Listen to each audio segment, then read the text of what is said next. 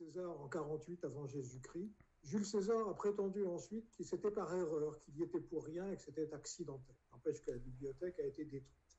J'y reviendrai dans un instant parce que le conservateur de la bibliothèque d'Alexandrie, c'était un correspondant d'Archimède, Ératosthène.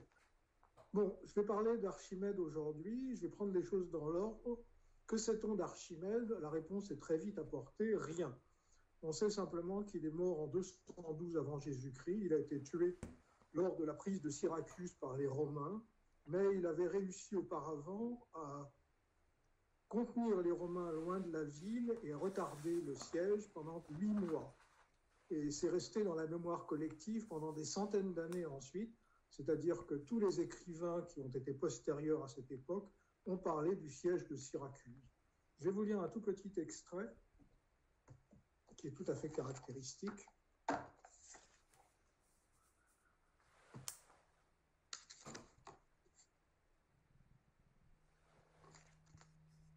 Alors, il faut que je le retrouve. Voilà. C'est Polybe qui a écrit ça en 120 avant Jésus-Christ, donc longtemps après la mort d'Archimède, car pendant 8 mois que les Romains restèrent devant la ville, il n'y eut sorte de stratagème que l'on inventa, d'inaction de valeur que l'on ne fit, à l'assaut près que l'on n'osa jamais tenter. Telle était la puissance d'un seul homme, tel était le pouvoir de son génie. Avec des forces de terre et de mer aussi considérables, la ville, la première attaque, aurait dû tomber au pouvoir des Romains s'il n'y avait eu la présence de ce seul vieillard dans Syracuse. Archimède est dans les murs et il n'ose même pas en approcher. Et il y en a un parmi les historiens qui fait de l'ironie. Il dit ceci: dès que les Romains voyaient un bout de ficelle qui dépassait des murs, des fortifications, ils prenaient la fuite en hurlant en pensant que c'était une nouvelle astuce d'Archimède. C'est écrit explicitement. Donc c'est très amusant. Donc on connaît très bien les circonstances de sa mort et très peu en ce qui concerne sa vie. On sait qu'il était le protégé du roi Hieron de Syracuse. On sait que son père s'appelait Phidias et était astronome, mais c'est tout ce qu'on sait. On ne sait pas s'il était grand ou petit, maigre ou gros, s'il était marié, s'il a eu des enfants, on n'en sait rien. On ne sait même pas sa date de naissance. Alors qu'est-ce qui nous importe à nous, mathématiciens? C'est qu'en définitive, on a eu connaissance d'un grand nombre de ses travaux. Et c'est ça le point important. Ces travaux nous sont parvenus de la manière suivante. Notez bien ce point, il est vraiment essentiel. Il écrivait à ses copains, il avait un certain nombre de correspondants, et il leur écrivait ses découvertes sous une forme que nous appellerions à l'heure actuelle des préprints. C'est-à-dire qu'il n'a jamais rédigé un article, il n'a jamais rédigé un manuel, il n'a jamais rédigé un livre. Il envoyait des choses sous une forme qu'il estimait préliminaire à un certain nombre de camarades, un certain nombre d'amis, pour qu'ils portent un jugement dessus et éventuellement qu'ils corrigent les fautes. Et comme il avait le sens de l'humour et qu'il trouvait que ses amis ne répondaient pas assez vite, une fois il a mis une fausse démonstration en se demandant si les autres allaient la trouver, et les autres n'ont rien trouvé du tout, alors il les a engueulés. Parmi ses correspondants, ça c'est vraiment extraordinairement intéressant, il y avait Ératosthène, qui était à l'époque conservateur de la grande bibliothèque d'Alexandrie, laquelle a été brûlée beaucoup plus tard, comme je le disais. Ératosthène est célèbre pour deux choses. D'abord, il y a le crible d'Ératosthène qui permet de déterminer si un nombre est premier, qui est relativement élémentaire. Ensuite, il est célèbre par la prestation suivante. Il habitait à Alexandrie. Quelqu'un lui avait dit qu'à Assouan, qui est situé sur le Nil au sud, à peu près 800 km, au moment du solstice d'été, le soleil éclairait le fond d'un puits au moment du solstice d'été. Et à partir de cette seule information, à 800 km plus au sud, à l'époque, on ne parlait pas de kilomètres, c'était des jours de chameau, mais ça revient au même, il avait réussi à déterminer le rayon de la Terre, et cette détermination s'est révélée exacte à 2% près. Alors, vous prenez aujourd'hui une assemblée de gens de quelque niveau qu'ils soient, à bac plus 50 si vous voulez, et vous leur dites, monsieur, il y a un puits à 800 km au sud qui est éclairé par les rayons du soleil au moment du solstice.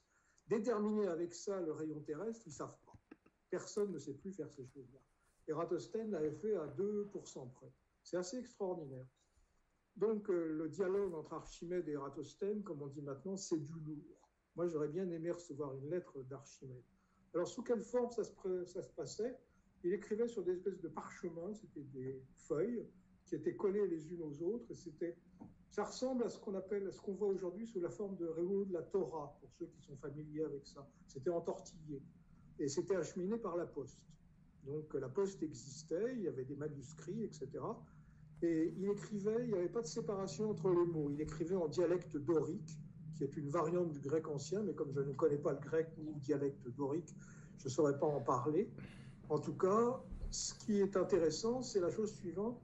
Aucun de ces manuscrits ne nous est parvenu sous leur forme originelle. Ce n'est pas complètement impossible. On a retrouvé les manuscrits de la mer Morte et ils étaient à peu près lisibles. Mais ceux d'Archimède n'étaient pas faits pour être conservés. Ils étaient lus par des gens qui, par chance, disaient c'est vraiment très intéressant et ils s'empressaient de les faire copier. C'était l'époque où les stagiaires servaient à quelque chose. Donc, ils ont recopié les manuscrits d'Archimède plusieurs fois et puis ça a été recopié. Et c'est passé de pays en pays. Ça a fait des détours considérables par l'Espagne, par les pays arabes, etc.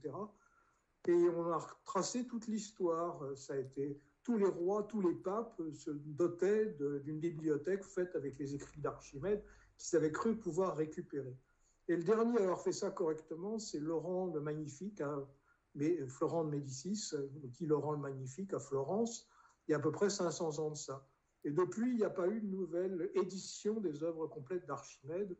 Il y a eu des traductions dont je vais parler, mais il n'y a pas eu de réédition. Ce qui fait que la pensée d'Archimède s'est largement perdue. Alors, avant d'aller plus loin, je vais vous lire une lettre qu'Archimède, donc il envoyait ses préprints à ses copains et il mettait une lettre avec, comme on fait d'habitude. Et cette lettre est très intéressante. Alors, cramponnez-vous.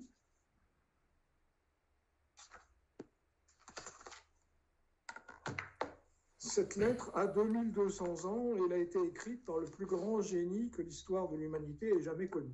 Alors écoutez bien. Il parle de la quadrature de la parabole et il écrit un type qui s'appelle Dosithée.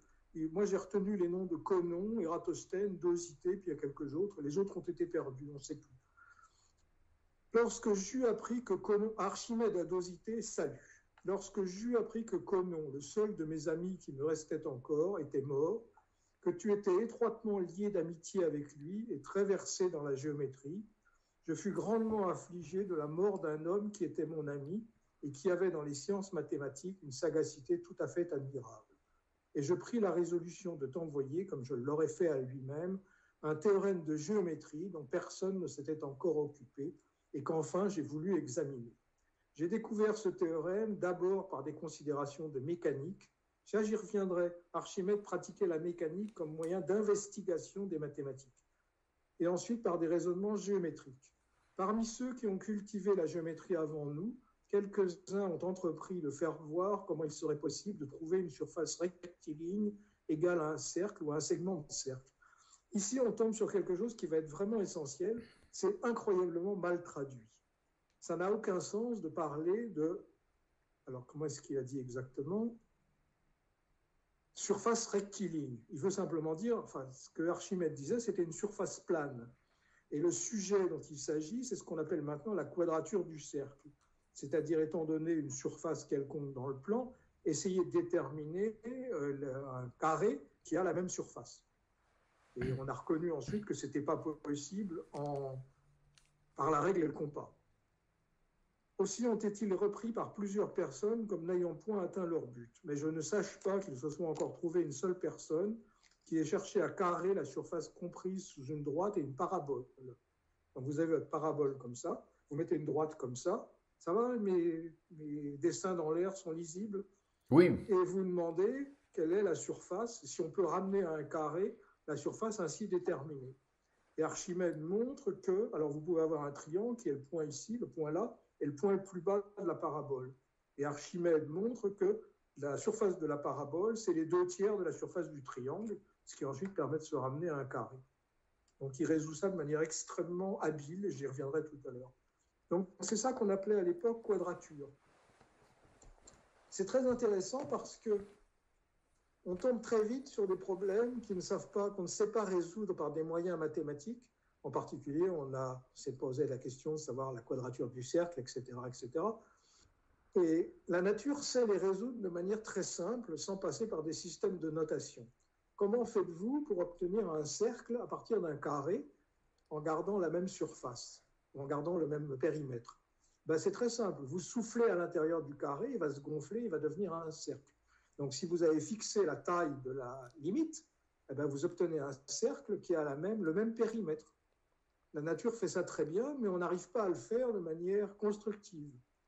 De même, pour une ellipse, il existe une formule pour calculer la longueur du périmètre d'un cercle, mais pas pour une ellipse, ça s'appelle une intégrale elliptique, ça n'est pas explicite. Mais si vous gonflez l'ellipse à périmètre constant, comme si c'était une chaîne de moto, eh ben vous trouvez un cercle. La nature fait ça très bien. Donc voilà, Archimède a mis en œuvre un certain nombre de méthodes, dont je parlerai tout à l'heure, qui en vérité échappent à ce que nous savons faire à l'heure actuelle. Alors, avant de pousser plus loin dans l'énumération de ces travaux, il y a un certain nombre de gens que je veux remercier. Comment est-ce que je me suis intéressé à Archimède? C'est de manière complètement anecdotique. Une fois, j'étais allé en Bretagne, je crois, pour assister à une soutenance. Je me rappelle, c'était l'époque où j'étais prof de fac, donc c'était avant 95. Je ne me rappelle pas quel était le sujet, mais le type au tableau s'est mis à parler de propriété d'un triangle. Je me suis dit, ouais, c'est bizarre, il les a attribués à Archimède. Dans ma tête, j'ai essayé de comprendre comment il faisait, j'y suis pas arrivé. Alors après, je me souviens, j'étais en bagnole, je suis reparti vers Paris, je me suis arrêté dans un McDo et je me suis dit, je vais essayer de trouver comment il a fait. J'y suis pas arrivé. Alors je me suis dit, il y a quelque chose qui ne va pas. Moi, je suis un mathématicien du XXe siècle, tout ça, ça devrait être trivial pour moi. Donc j'ai acheté un bouquin qui parlait de ça, puis je me suis dit, mais c'est vraiment intéressant. Et à partir du moment où je ne comprends pas, ça m'intéresse. C'est l'inverse de la plupart des gens. La plupart des gens, à partir du moment où ils ne comprennent pas, ils disent, ça ne m'intéresse pas. Et je me suis penché là-dedans, petit à petit. J'ai écrit un premier bouquin en 2012, qui s'intitule Archimedes Modern Works, qui donne un certain nombre de développements possibles des idées d'Archimède. Et ça fait 12 ans de ça. Et après, je me suis dit, ça serait peut-être pas idiot d'essayer de retraduire ce que lui a fait, parce que manifestement, ça s'est perdu. Et je me suis mis à faire ça. Au départ, je m'étais dit, je vais me faire aider par un certain nombre de gens, 4 ou 5, et on va se partager le boulot. Donc, on est parti sur un livre, un ensemble de 4 livres, des éditions Les Belles Lettres, qui s'appellent Les Travaux d'Archimède, qui sont disponibles dans le commerce au prix de 80 € par exemplaire, par livre. Et c'est assez illisible, mais ça a été mon thème de base parce que j'avais besoin d'un texte. Et c'est extrêmement mal traduit, comme je vais expliquer. C'est traduit en français, mais en français de vache espagnole, quoi. Donc c'était assez difficile. Alors je me suis dit, après, au bout d'un certain temps, ça ne sert à rien que je fasse appel à d'autres. Ils ne comprendront pas mieux, il vaut mieux que je le fasse tout seul. Donc j'ai fini par le faire tout seul. Alors j'ai quand même eu des aides, en ce sens qu'il y a un certain nombre d'amis qui m'ont aidé en relisant ce que j'avais fait et corrigeant toutes les bêtises. Ce n'étaient pas les bêtises d'Archimède, il n'y en a jamais eu une seule, mais c'était les miennes dans l'établissement du texte. Alors il y a eu Marc Sylvain et Claude Gomez qui ont été des relecteurs du manuscrit ligne à ligne, et Héloïse Leblanc et Aurélien Leblanc, qui sont des enfants, élèves de terminale, élèves de troisième, qui ont été des relecteurs juniors. Puis après, il y a eu beaucoup d'autres qui m'ont fait un certain nombre de commentaires, y compris des commentaires très désagréables, comme je raconterai tout à l'heure. C'est assez amusant. Bon, alors maintenant, qu'est-ce qu'il y a dans le livre? J'ai essayé de faire en sorte que ça soit acceptable, approchable par un élève de première, seconde, terminale, quelque chose comme ça. Donc j'ai extrait un certain nombre de travaux d'Archimède dans l'ordre suivant. Le premier chapitre concerne les objets 2D, ensuite c'est les objets 3D, et ensuite c'est les corps flottants. Et ce qui est extraordinaire dans Archimède, et qu'il faut bien comprendre, c'est qu'il était extraordinairement intelligent. Et ça passe l'entendement, et pour bien le comprendre, il faut prendre son temps pour regarder ce qu'il a fait. Alors, si on dit par exemple que quelqu'un comme Gauss ou Newton sont de classe 500, c'est-à-dire qu'on en voit un tous les 500 ans, avec cette terminologie, Archimède serait de classe 5000. On n'a jamais rien vu de tel. Mais encore une fois, pour s'en apercevoir, il faut prendre son temps, ce n'est pas une évidence. Et il y a énormément de sites web qui parlent d'Archimède à l'heure actuelle, et ils sont bourrés de sottises. Ils n'ont rien compris à la manière dont Archimède procède. Je vais vous donner un exemple très simple. L'exemple le plus connu, c'est celui de la couronne. On sait que Hieron de Syracuse avait fait appel à Archimède pour déceler une fraude dans une couronne. Hieron voulait que la couronne fût en or et il soupçonnait qu'il y avait eu un certain pourcentage d'argent dans la couronne. Donc il a demandé à Archimède comment lever la fraude. C'est le premier exemple d'utilisation des mathématiques pour la lutte contre la fraude. Alors, la plupart des gens croient que Archimède avait fait faire une couronne en or, une couronne en argent, et avait comparé leur volume à celui de la couronne d'origine. Et ça, c'est pratiquement impossible en pratique, parce que faire exactement la même couronne en deux matériaux différents, surtout à l'époque, c'est presque impossible. En fait, ce qu'Archimède avait fait, c'est la chose suivante.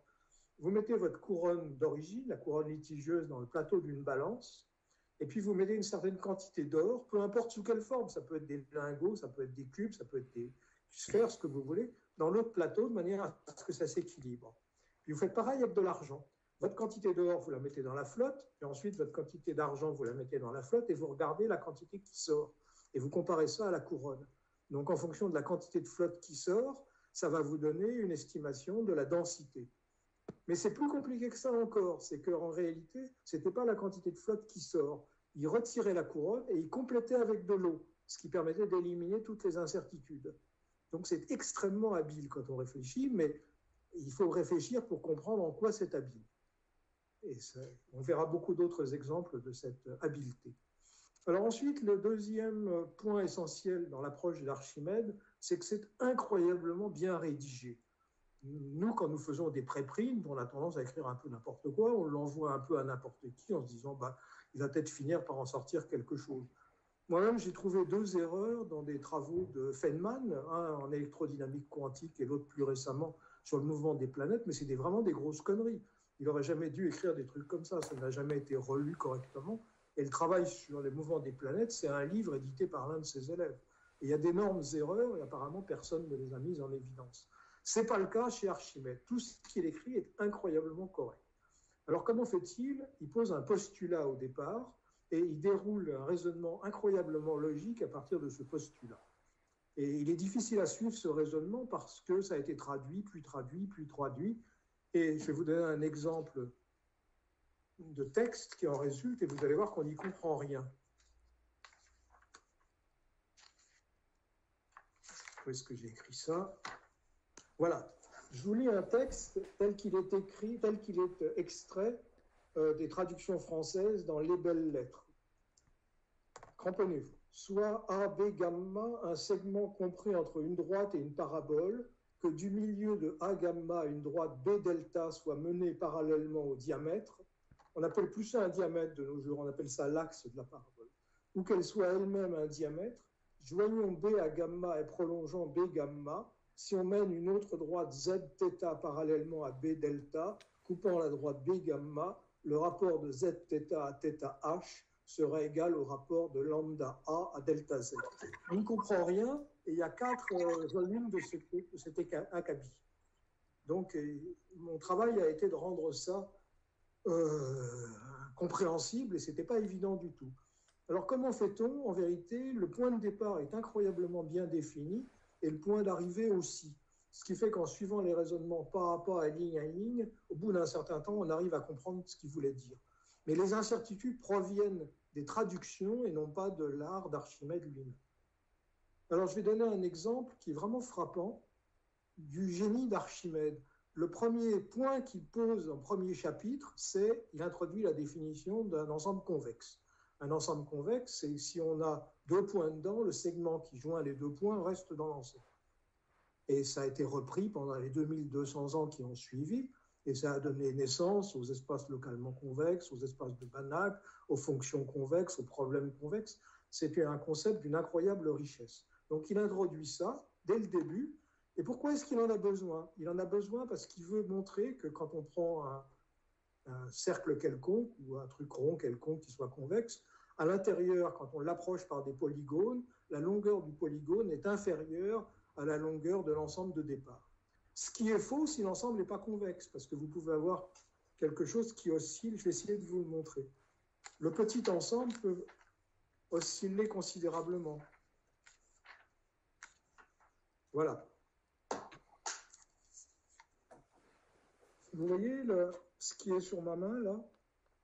Vous voyez un ensemble à l'intérieur, la frontière vibre énormément, elle peut être aussi longue qu'on veut, bien qu'il soit inclus dans un ensemble qui lui-même est convexe, avec une frontière de taille raisonnable.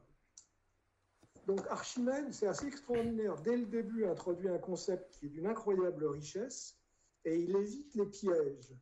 C'est-à-dire qu'il a besoin de quelque chose qui lui permette d'affirmer que quand on est à l'intérieur d'un ensemble, la longueur de la frontière est plus petite. Et il définit exactement le concept qu'il faut.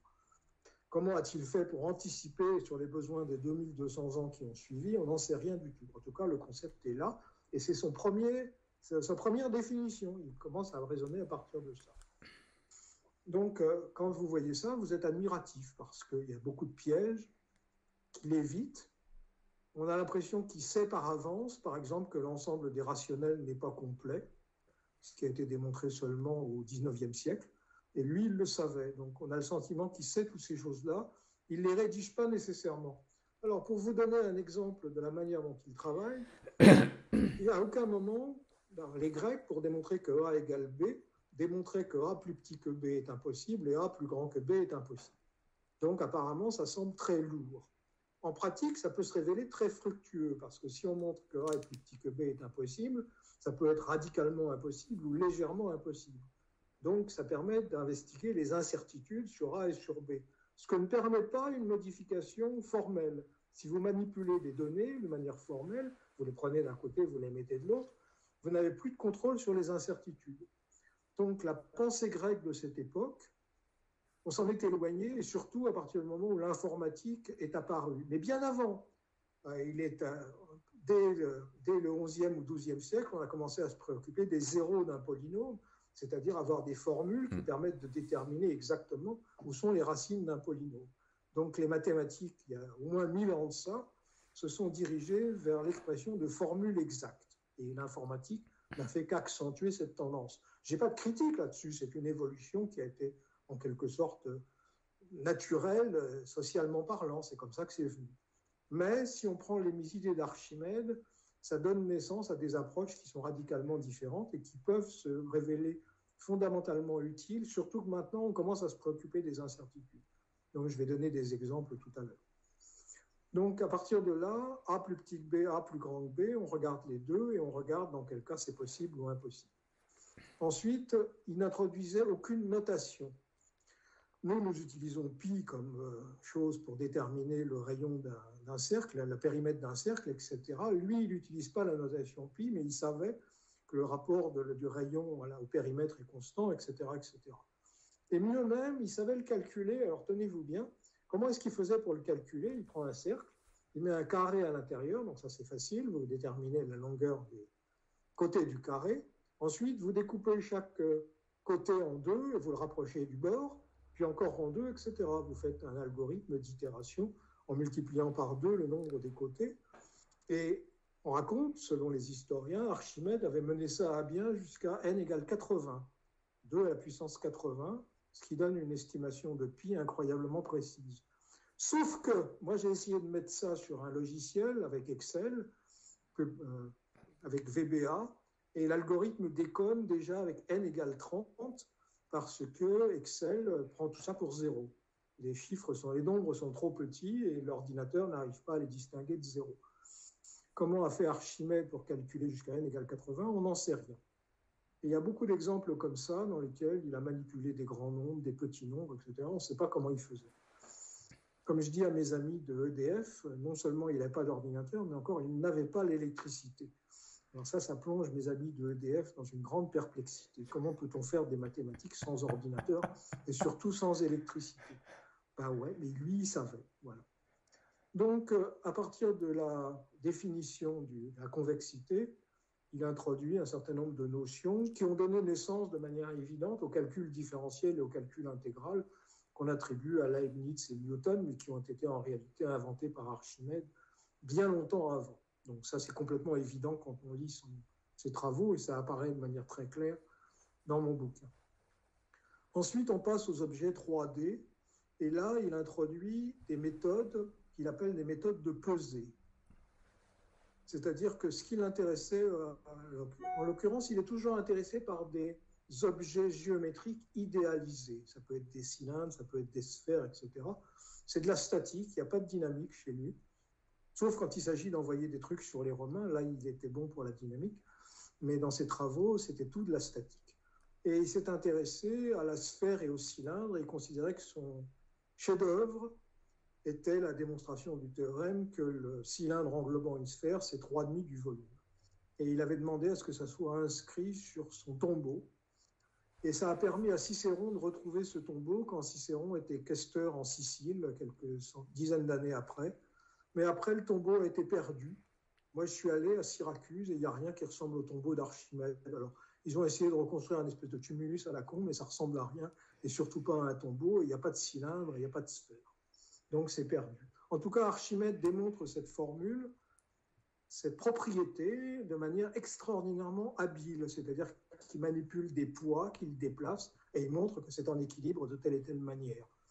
Et ça, c'est extrait de son dernier travail, dernier par le fait qu'on l'a retrouvé beaucoup plus tard, c'est ce qu'on appelle le palimpseste d'Archimède. Je vais en dire 2 mots.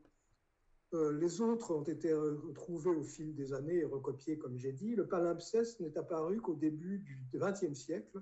Il a été retrouvé en 1900 et quelques à Constantinople, par hasard, par un philologue qui l'a photographié et en a extrait des trucs, et ça a été traduit en anglais par un spécialiste. Après, il a disparu pendant presque 100 ans et il a été retrouvé ensuite et vendu chez Christie's il y a quelques années pour 2 millions de dollars. Et maintenant, c'est un musée, Baltimore, etc. Ça pourrait être aux Sociétés des Amis Polytechniques, là, il viendrait du monde.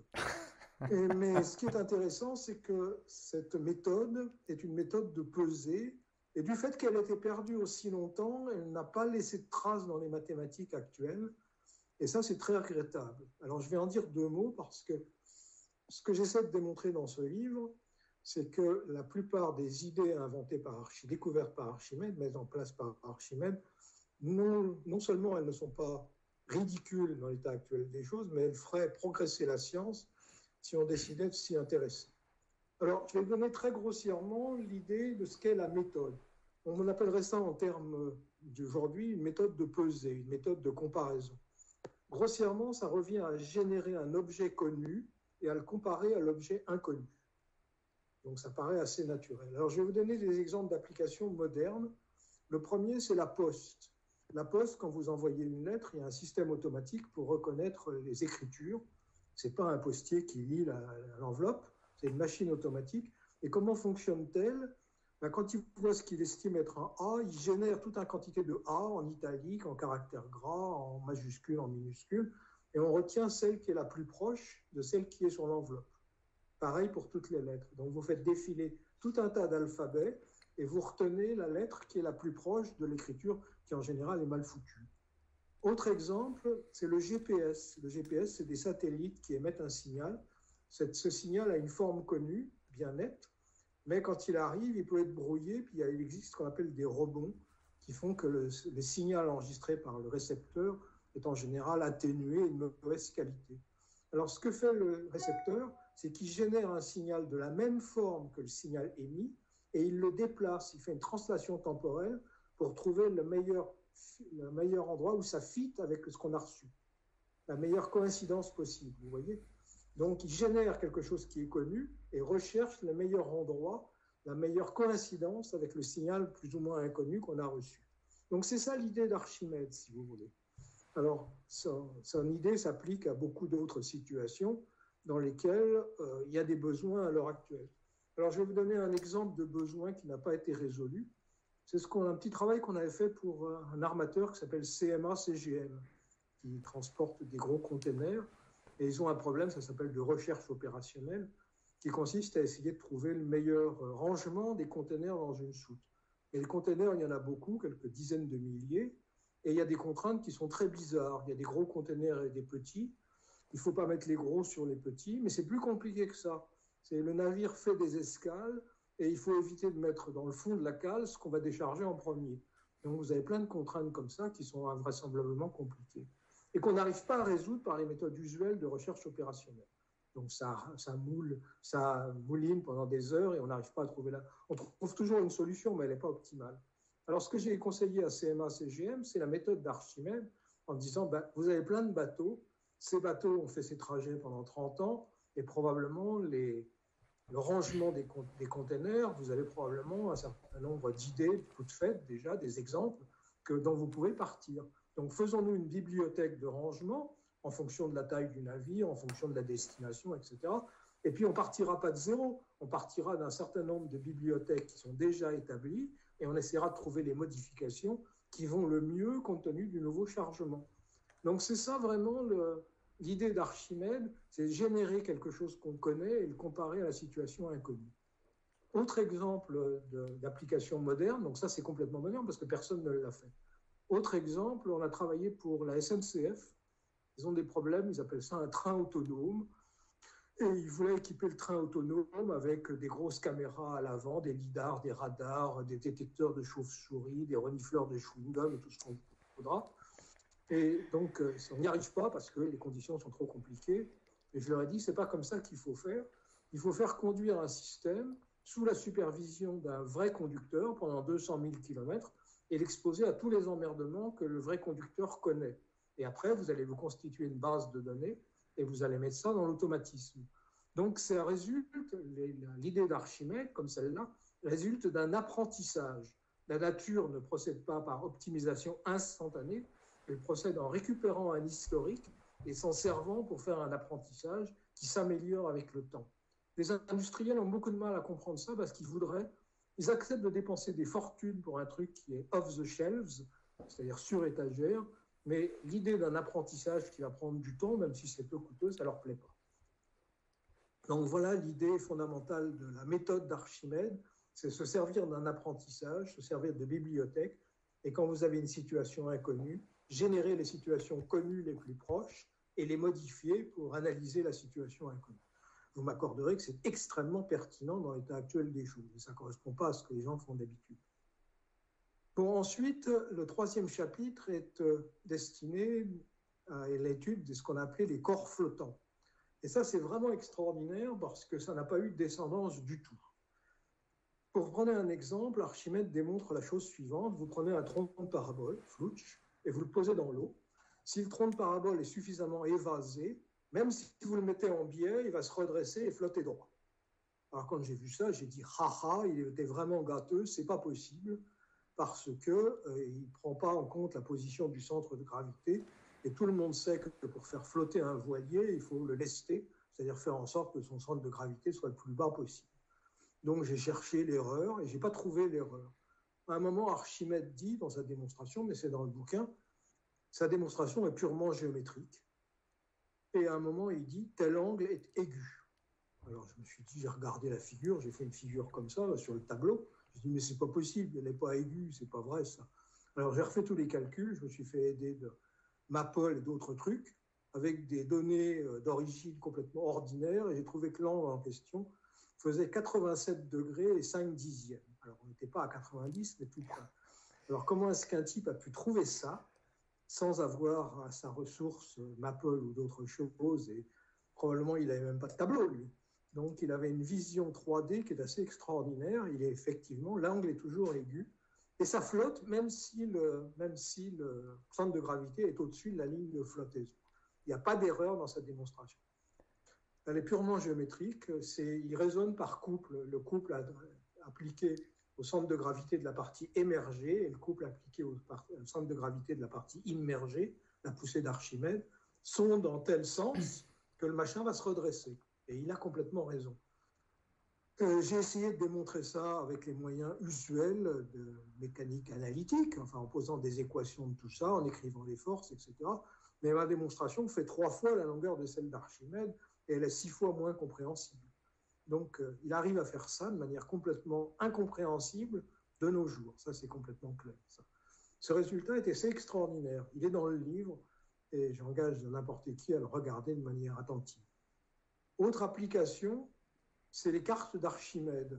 Les cartes d'Archimède, c'est ce qui résulte de sa construction à propos de la sphère et du cylindre. Et je vais vous donner une application très simple que tout le monde comprend. Vous prenez le globe terrestre et vous le posez sur son pôle sud.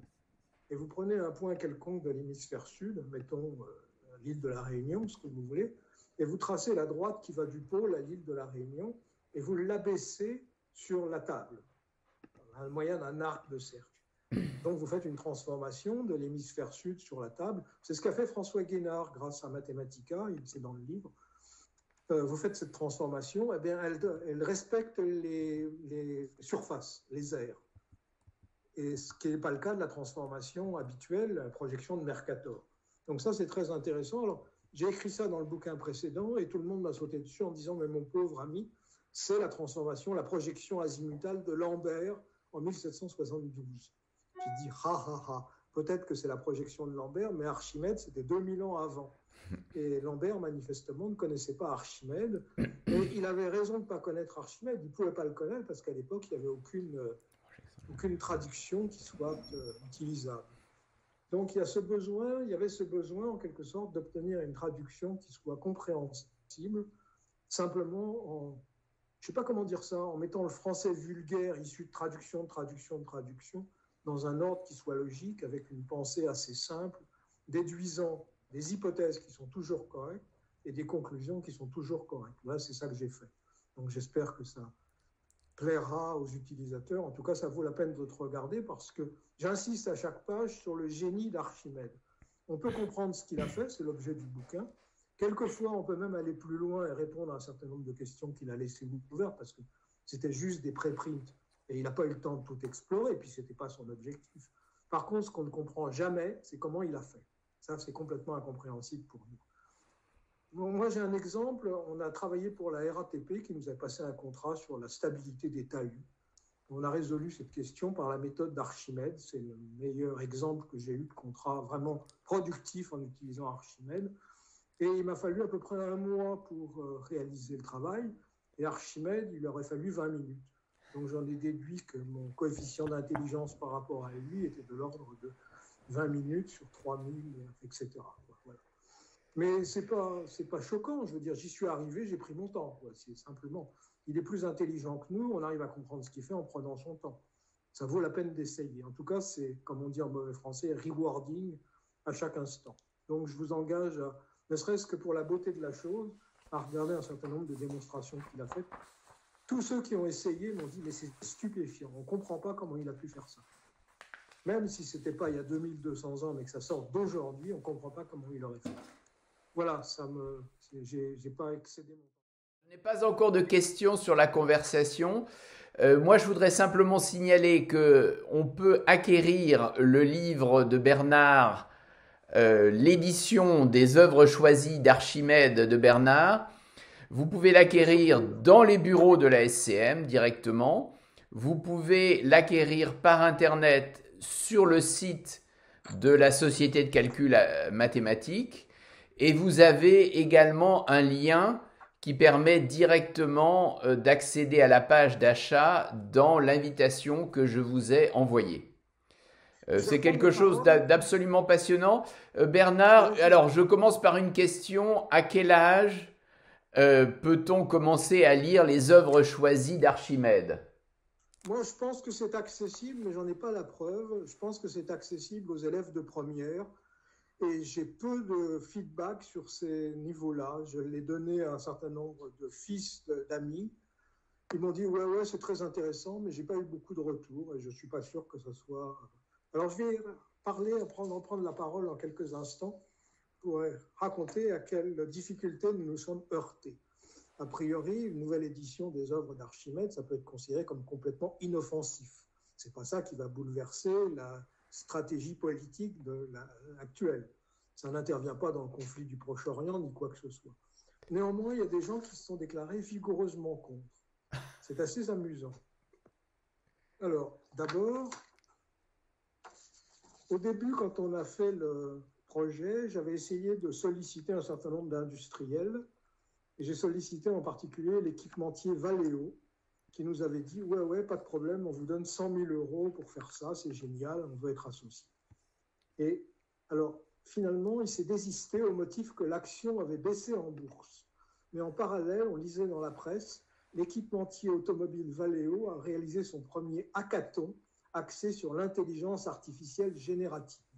Ce premier hackathon reflète l'esprit d'innovation qui règne chez Valeo. Nos équipes collaborent et relèvent des défis technologiques au quotidien et dans le monde entier pour rendre la mobilité de demain plus sûre, plus verte et plus connectée.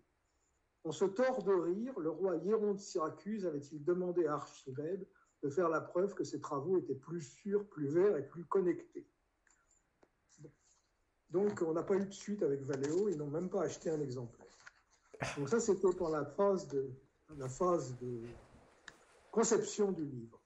Ensuite, quand le livre a été imprimé, j'ai oublié de dire, l'imprimeur, donc on est notre propre société d'édition et on a un imprimeur qui est Normandie Roto à Alençon, qui imprime tous nos livres et qui fait un travail extraordinaire. Donc je recommande Normandie Roto à Alençon. Donc on a imprimé ça, il en a tiré 1000 exemplaires, c'était très bien. Et ensuite, j'ai voulu envoyer un certain nombre, enfin des annonces, comme tu l'as fait à l'instant, à un certain nombre d'organismes. Donc j'ai commencé par l'envoyer à l'APMEP, Association des professeurs de mathématiques de l'enseignement public. Ça paraissait raisonnable parce qu'ils s'intéressent à l'enseignement. Et j'ai reçu la lettre suivante qui va vous faire tordre de rire. Elle est signée de Valérie Larose de l'APMEP. Notre association, l'APMEP, est formée d'enseignants de mathématiques du primaire à l'université, tous bénévoles, on ne voit pas ce que ça vient faire là-dedans, et a pour but de créer des ressources pour que les enseignants puissent transmettre des mathématiques avec du recul. Et nous sommes très vigilants à proposer une analyse des soucis de transmission de notions complexes au public qui nous est confié. C'est à cette aune, c'est bien comme phrase, c'est à cette aune que nous ne pensons pas souhaitable d'utiliser ce livre en classe avec des élèves. Ce serait déjà une raison suffisante pour ne pas publier de recension, mais d'autre part, nous avons lu votre tribune publiée en ligne. Vos propos sur l'enseignement nous ont paru extrêmement désobligeants pour les enseignants que nous sommes et irrespectueux du travail que nous menons au quotidien dans nos classes. Pour ces raisons, nous ne souhaitons pas vous citer dans nos colloques. C'est génial, ça. Comme disait Talleyrand, comment ça s'appelle ? Je retrouverai tout à l'heure. Alors, donc, moi, mon but était de soumettre ça aux élèves. Probablement, ça sera fait de toute façon. Mais par principe, la MEP s'y refuse pour des raisons idéologiques. Oui, comme disait Talleyrand, une persécution bien injuste, une persécution bien injuste à ses douceurs. Voilà, c'est le mot de Talleyrand. Et c'est exactement ça. Bon, donc la MEP n'en veut pas, ça n'empêchera pas les professeurs de l'utiliser. Ensuite, je l'ai envoyé, c'est assez marrant aussi, à l'université de Reims, comme je l'ai envoyé à toutes les universités, et ça a été bloqué par un filtre anti-spam. Donc, je me suis inquiété en disant, j'ai écrit au bonhomme qui s'occupait de ça, en disant, vous avez bloqué le truc, c'est probablement une erreur. Il m'a répondu, non, ce n'est pas une erreur, vous êtes mal noté dans les filtres anti-spam, donc on ne veut pas de ce livre. Alors, j'ai écrit au président de l'université en disant, écoutez, c'est Archimède. Il a dit, si, vous êtes mal noté par les filtres anti-spam. Alors, j'ai pris la résolution de refuser les étudiants venant de l'université de Reims dans l'avenir à la SCM, puisque s'ils ne veulent pas lire Archimède, ils sont mal formés. Et s'ils sont mal formés, je n'ai pas de raison de les accepter. Alors, ils doivent prendre, voilà ce qu'a répondu le Christophe Clément, président de l'université, ils doivent prendre des précautions pour se défendre d'actions malfaisantes. Il est bien évident que la diffusion des œuvres d'Archimède ne pouvait que nuire à l'université de Reims. Donc c'est assez marrant parce que vous avez des... Alors je cite dans la lettre de la SCM, je cite Virgile à propos de M. Sauvage, Clément, Christophe Clément.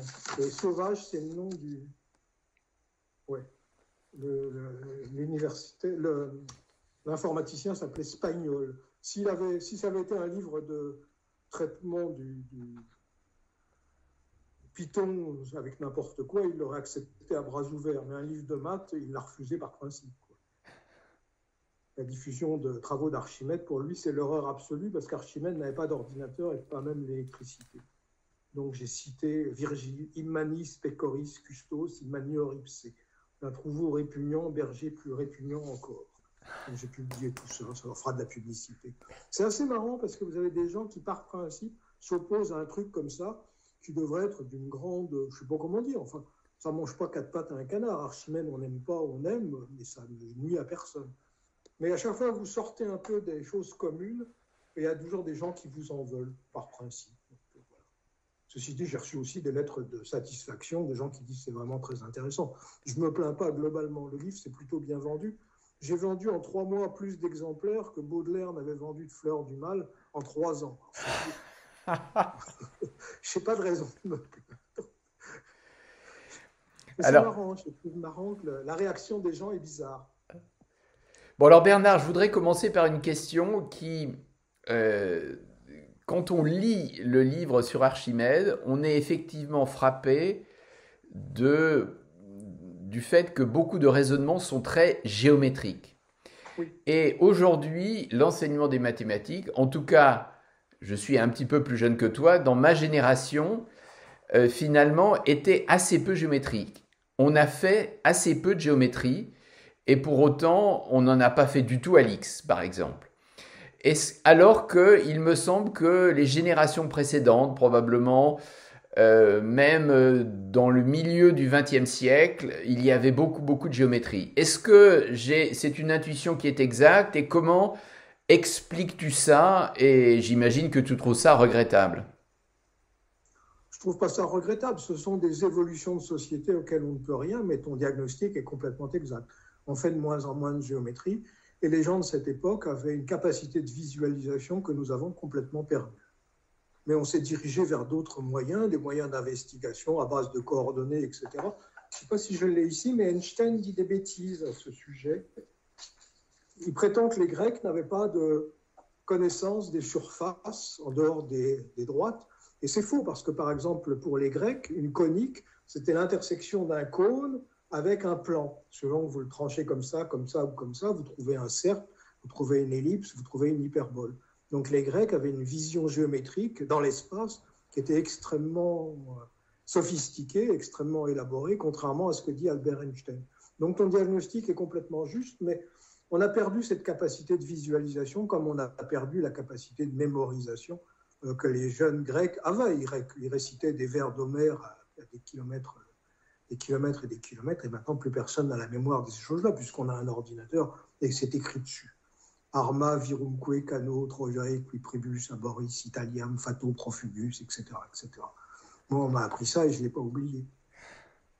Alors, je mentionne comme information que au 19e siècle, pendant la plus grande partie du 19e siècle, les élèves de l'école polytechnique avaient un enseignement de dessin.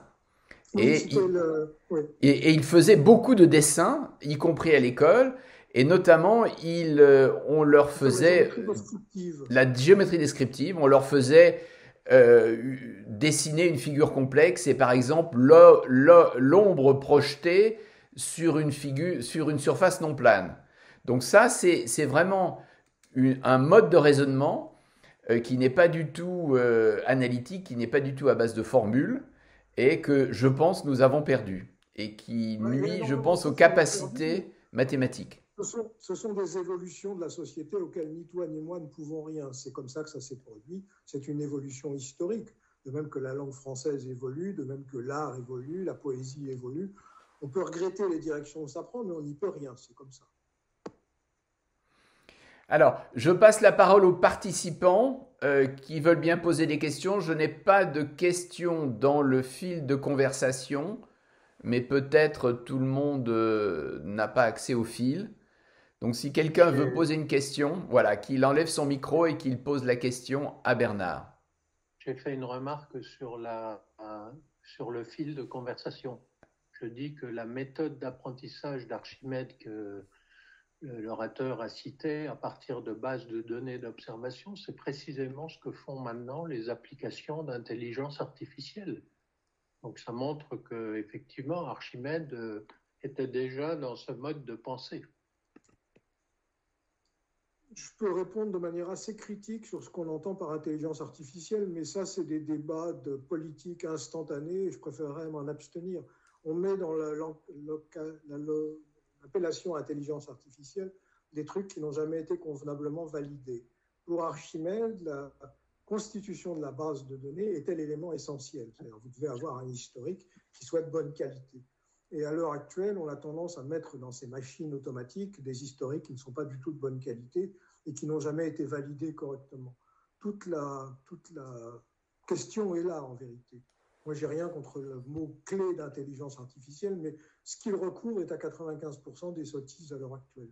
Et quand je dis 95, c'est une estimation un peu optimiste.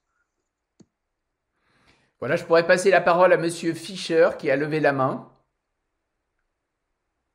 Ben, c'est lui qui... Est-ce que vous m'entendez? Oui. Oui, donc, simplement un détail. je suis de la promotion 59 Alix.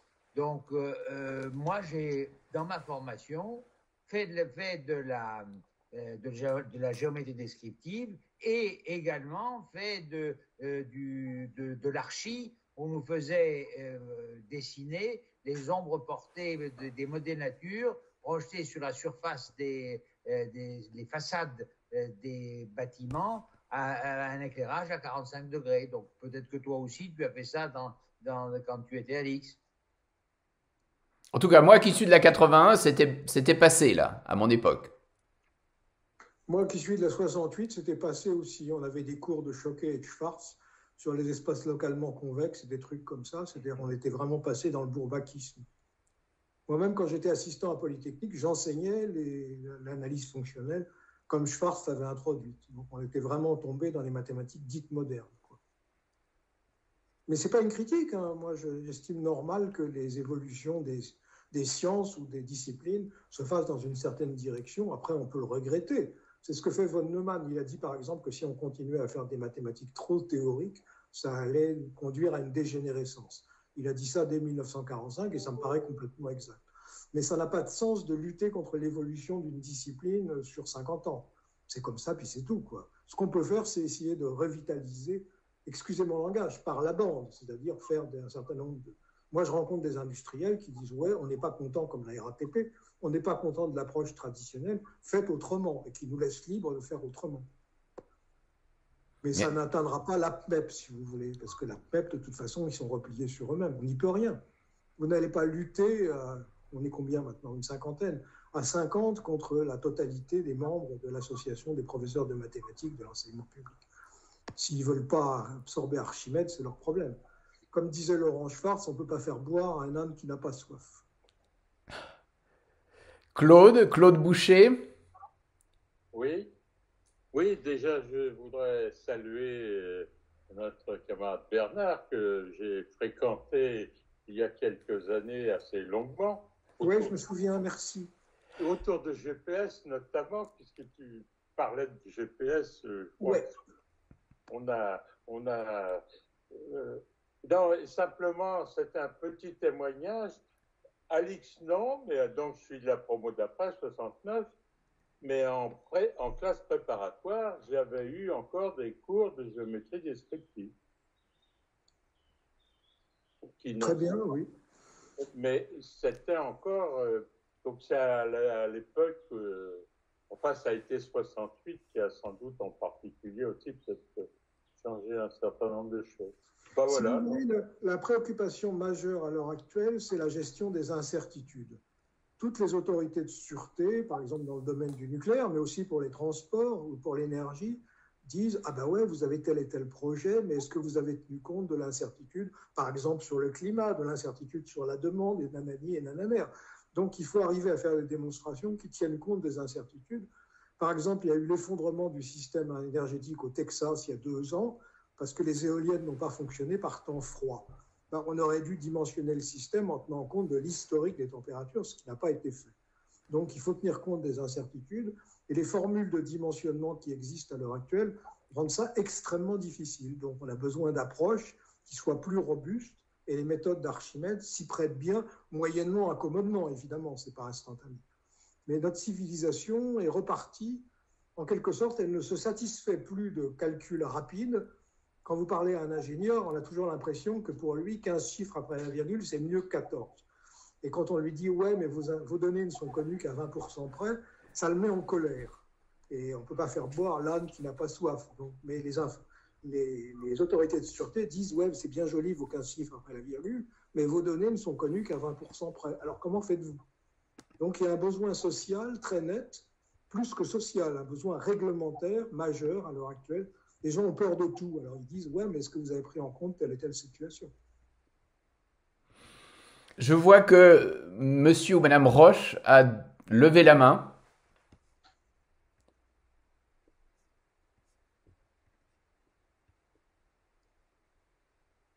Ah, il ne nous entend pas, il faut ouvrir son micro.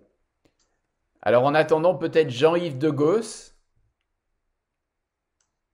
Oui, je voulais savoir, vu que le livre s'appelle Œuvre choisie, quel a été le critère de choix et qu'est-ce qui reste à remettre à jour, si on peut dire? Le critère de choix, c'est que ça devait être compréhensible par des élèves. Autrement dit, j'ai abordé chaque sujet sur le début et, par exemple, pour les corps flottants, Archimède faisait tout un tas de calculs dans les autres angles de la parabole que j'ai négligé parce que c'était trop compliqué. De même aussi, j'ai éliminé ce qui parlait de la spirale d'Archimède parce que tout le monde considère qu'on fait ça mieux maintenant en coordonnées polaires, etc., etc. Donc ça n'ajoutait rien à la connaissance actuelle. J'ai voulu quelque chose qui illustre l'intelligence d'Archimède et qui soit compréhensible par des élèves. Donc j'ai fait un choix en piochant dans les différents articles qu'il avait envoyés et je n'ai pas retenu un seul dans sa globalité. J'ai panaché, mélangé. D'accord. C'est vrai que j'ai retenu à peu près les 2 tiers, mais le tiers qui reste est soit trop technique, soit dépassé. D'accord. D'accord. Merci. Il n'y a vraiment pas de quoi. Je suggérerais d'ailleurs que vous achetiez le livre, comme ça vous permettra de juger par vous-même. Monsieur Roche, s'il arrive à enlever son micro, à réactiver son micro.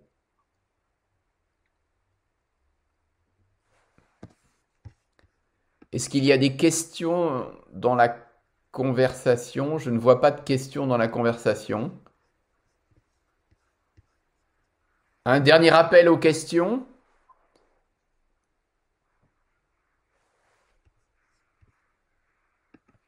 DR. Oui, Daniel Redley. Oui, bonjour. Salut Bernard. Salut Daniel.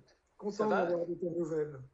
Oui, Merci. oui. Alors, je voulais revenir sur les réactions des universitaires là, par rapport et des professeurs en général par rapport à ton ouvrage. Moi, ça ne m'étonne pas du tout.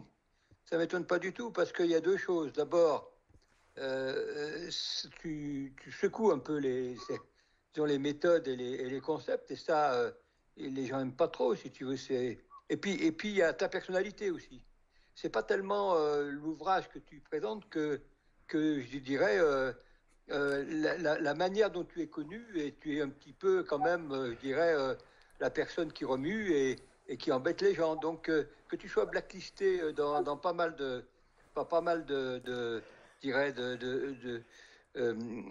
milieux, ça m'étonne pas du tout. Et surtout, ça m'étonne pas du tout, surtout du côté enseignant, tu vois. Simplement un commentaire général.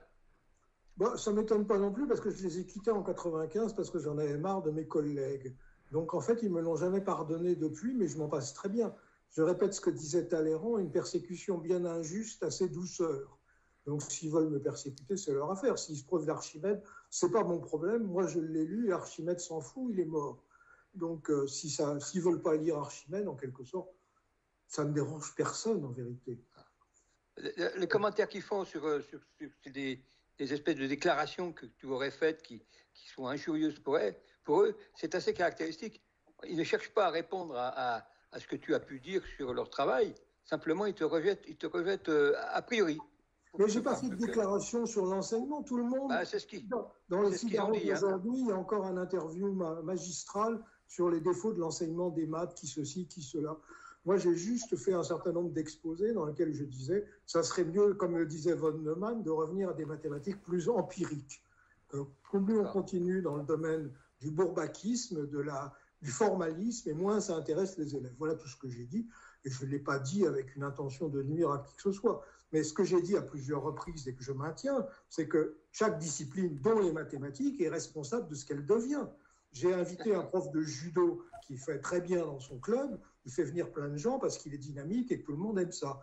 Alors, en maths, c'est pareil. C'est nous qui fixons, enfin les mathématiciens, qui fixons le contenu des programmes. S'ils sont mauvais, ce n'est pas la faute de M. Macron. Ce n'est pas la faute du type qui fait une scierie en Indre-et-Loire. C'est la faute des professeurs de mathématiques et en particulier des professeurs d'université, dont j'étais. Donc, revendiquons notre propre responsabilité dans l'état actuel de la discipline. Et il ne tient qu'à nous, enfin, un prof de maths a le droit d'enseigner ce qu'il veut. J'ai été prof pendant 16 ans, je le sais bien.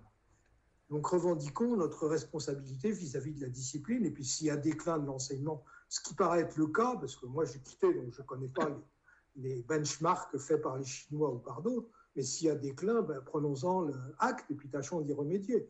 En tout cas, Archimède n'est pas, je ne sais pas comment dire, enfin, c'est pas une panacée. C'est pas ça qui va changer tout du jour au lendemain. C'est une tentative qui vaut ce qu'elle vaut. Au pire, on peut dire, ouais, merci, on va le mettre dans un coin, puis on le dira quand on aura le temps.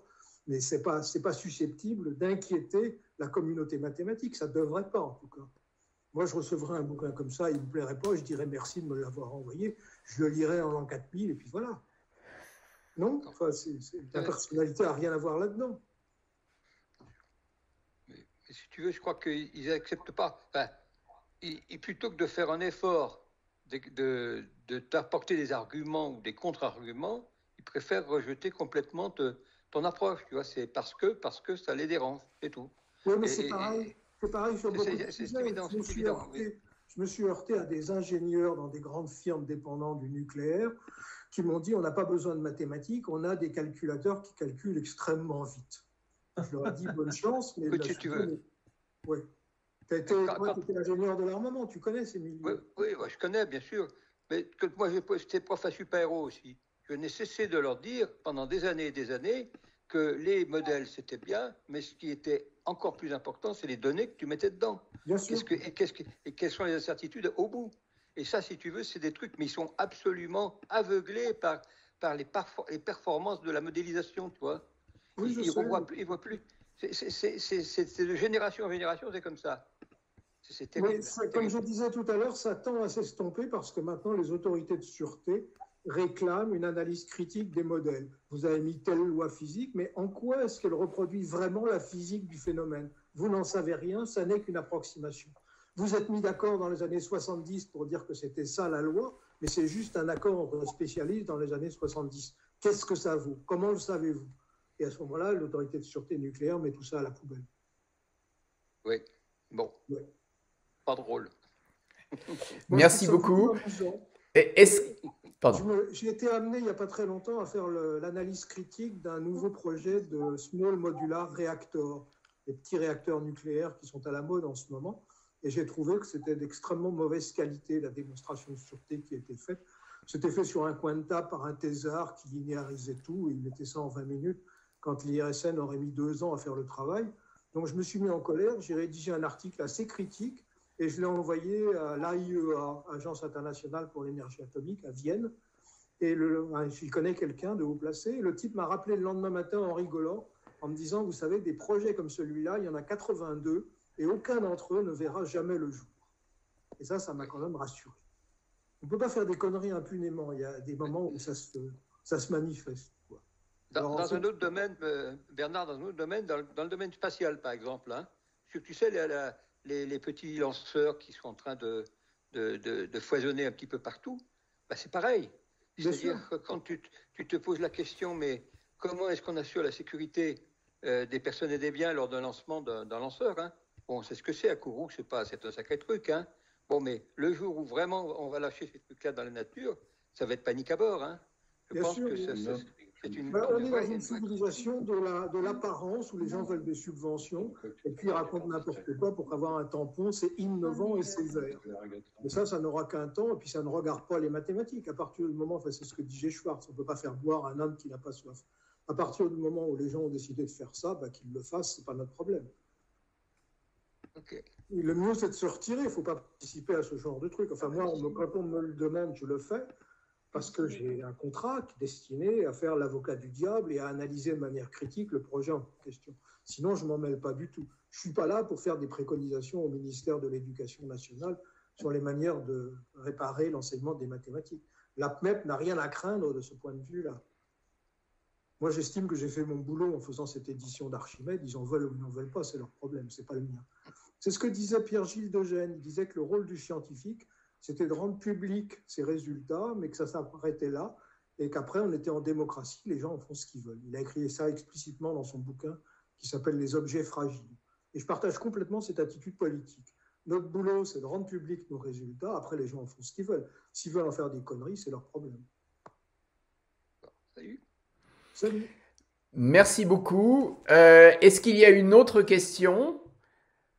S'il n'y a pas d'autres questions, on va d'abord remercier Bernard parce que par cette heure absolument délicieuse qu'il nous a permis de passer à sa compagnie. J'espère qu'il vous a donné envie de lire les œuvres choisies d'Archimède, hein, dont je vous rappelle, vous pouvez vous procurer l'ouvrage dans les locaux de la SCM, sur le site internet de la SCM, Société de calcul mathématique, ou en cliquant directement sur le lien qui est dans l'invitation que vous avez reçue.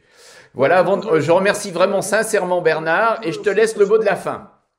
Vous pouvez aussi acheter le bouquin dans n'importe quelle bibliothèque ou librairie. Hein. Vous pouvez le commander chez Erol, etc. Ils ont le livre en stock et s'ils ne l'ont pas, ils le commandent. Donc, sans augmentation de prix, vous pouvez le commander dans n'importe quelle librairie. Il est disponible publiquement. Vous n'avez pas besoin de certificat médical, contrairement au Covid. Voilà.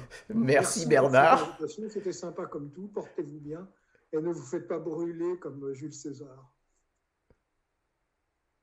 À bientôt. Eh bien, merci beaucoup.